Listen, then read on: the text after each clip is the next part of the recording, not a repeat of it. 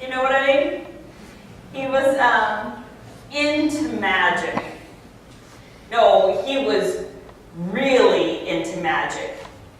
I mean, he had a pet bunny. He was so into magic. And really, there was nothing else that he particularly cared to talk about except for the next magic trick. So I started to kind of get bored with him, and it wasn't going real well because every conversation was back to the box and cutting a girl in half. So I stopped putting as much energy into the relationship. He'd pick me up and I'd be wearing sweatpants, and I'd say, "I'm sorry I didn't get dressed for our date. I just didn't." And he'd smile and he'd say, "Oh, no problem, I forgive you." Well, after a while, I started to get a little devious. And I started to see exactly how far I could push this forgiveness. And so I'd say, "Hey, Todd, I think I may have accidentally flirted with your friend at the party the other night." And he'd go, "Oh, no problem, I forgive you." Jeez. Okay. "Hey, Todd, I need to cancel our plans because a new episode of Friends is on tonight and I need to watch that." And he'd say, "No problem, I forgive you." And then I said, "Hey, Todd, I accidentally sat on your rabbit." And he said, "You did what?" And I said, "I was just kidding. I wanted to see if you'd react, if you were paying attention." He goes, "Oh, okay, no problem. I forgive you." So eventually I broke up with him because he was too forgiving.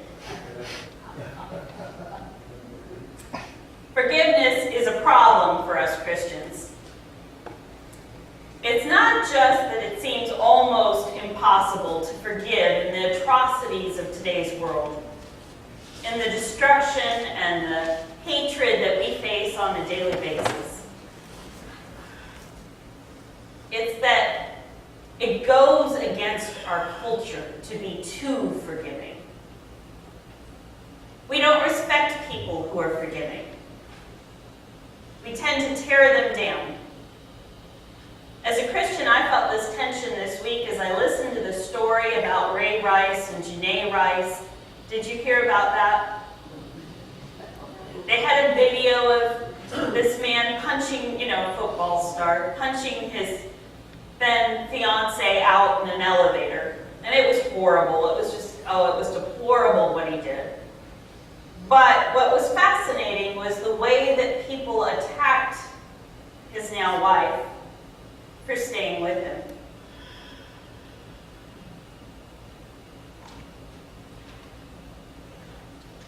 People said that she forgave him when she should not have.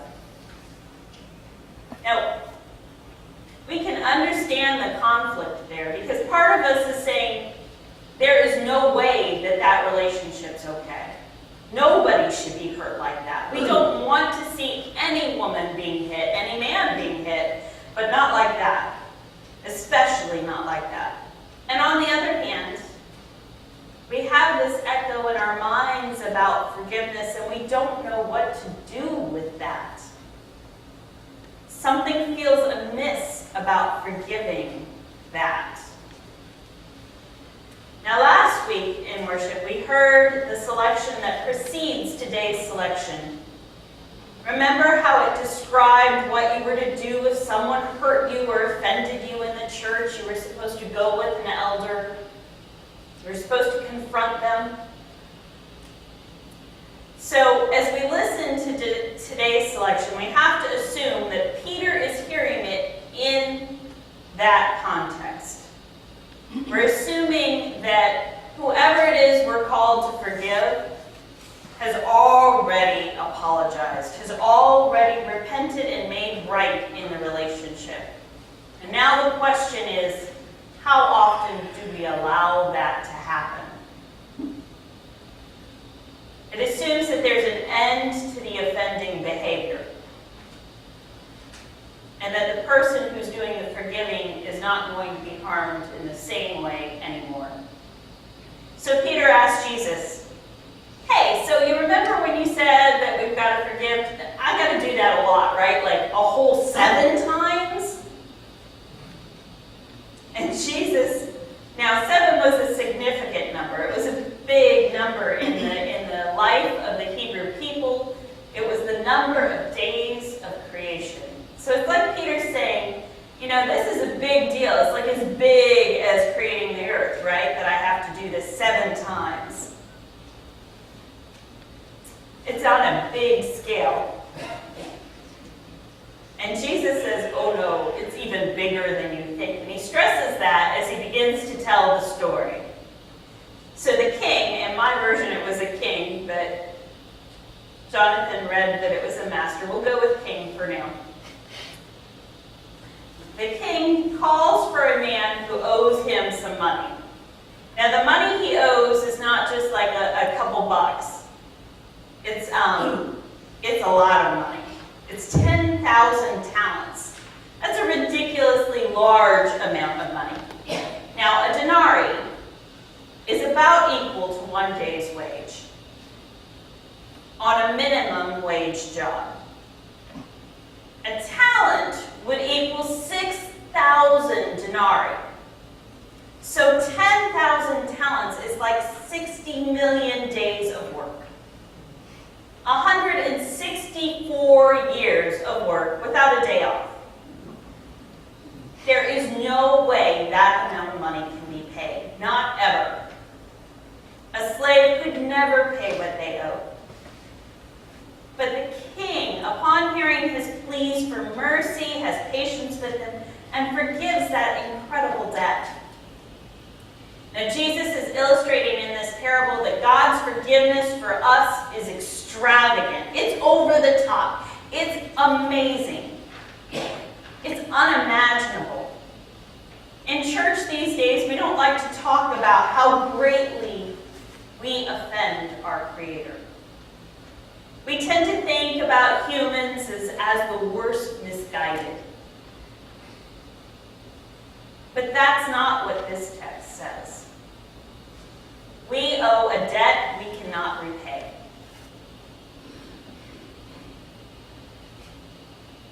In 100,000 lifetimes, we cannot repay the debt we owe to our God. The forgiveness that we've received is amazing. It's beyond our imagination. It's like a balm on our rough knuckles and knees. It is overwhelming. We are soaking in forgiveness, up to our eyebrows in forgiveness. Now, wouldn't it be nice if this story ended right here? It'd be awesome, wouldn't it? All right, we're done. Let's go to fellowship. But that's not the way it goes. Because the slave leaves the master's quarters and he runs into a companion who owes him 100 denarii. That's about 3.5 months of work. That amount could be paid off in a few years. But instead of showing the forgiveness that the master showed him, he loses it. He goes crazy, has him thrown in jail. That amount will never be paid now. He acts out of anger. He wraps his hands around the man's throat. And then the king finds out. And that ends very badly for the slave. When the slave who was helpless to pay his own debt becomes the repo man, God gets really ticked off. God heals for those who are oppressed and offers them mercy. But so often we take our Christian witness, our privilege of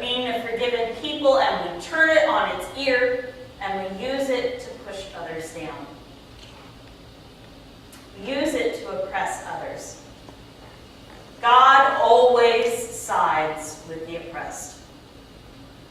But when we emerge from being oppressed and become the oppressors ourselves, it offends God. It makes God livid, mad, angry, furious. We are called to forgive those who repent as God forgives us completely. Forgiveness is not easy. I once asked my friend Lynn, who was a therapist, what's the hardest part of your work? And she said, forgiveness is the hardest part. Lynn said, it is hard for me to forgive the people who hurt the ones that I'm working with. I find my work easy as long as I'm leading them through grief and we're feeling their feelings and we're exploring their traumas.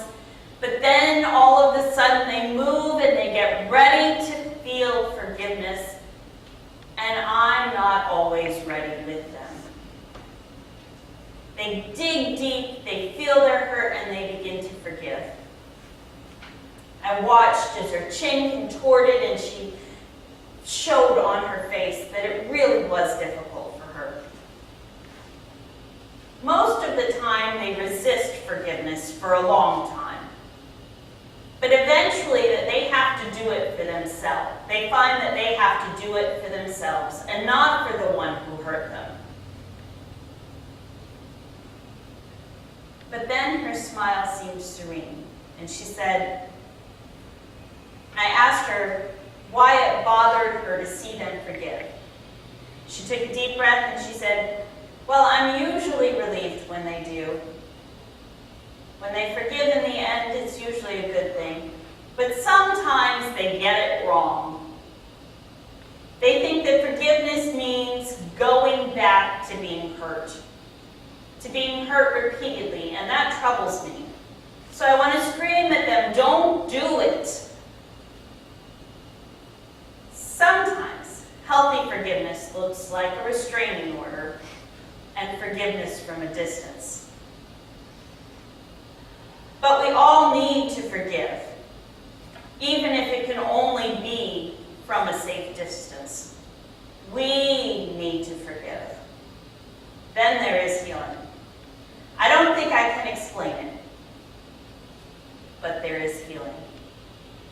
There was a report on CNN some years ago about a woman named Iphigenia, who was a member of the Tutsi tribe in Rwanda. Her husband and her 5 children had been slaughtered by a Tutsi mob that included her neighbor. The neighbor went to prison for 7 years, and afterwards he sought her forgiveness. In prison, he had found Christ, and he knew that the first thing he wanted to do out of prison was to apologize. Iphigenia worked and worked and worked until she could forgive him. And finally she did. And then she began to teach his wife how to weave baskets so that they could have some livelihood. And they went into business together weaving baskets. And on the day that the reporter came to tell this story, they were sitting down, the 3 of them, at dinner together. And Iphigenia was serving them dinner. And when they asked her how she found it possible to forgive, how she could find it in her heart, she said, I am a Christian, and I pray a lot.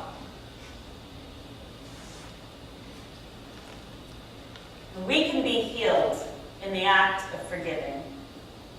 In forgiving others, we embrace God's forgiveness of us. Have you ever noticed that it's the people who are most like you who drive you the most batty? Right? It's the ones who are high-strung the way that you're high-strung, that you kind of want to throttle. The ones who are aloof when you're aloof, who make you just kind of want to scream. Why do you think that is? I think we don't trust God to forgive us. And we often want to take those people who are like us and make them look just a little bit worse. We want to know for certain that we're a little bit higher on the pecking order than they are. We often act like the slave because we fear that the truth of our debt to God is going to be exposed. But it's been exposed. Our failings and our guilt are evident everywhere. But God's forgiveness for us is extravagant and unimaginable. It overtakes us. And when we extend that grace, it frees us. How can we help but look at each other and say, no problem, I forgive you. Amen.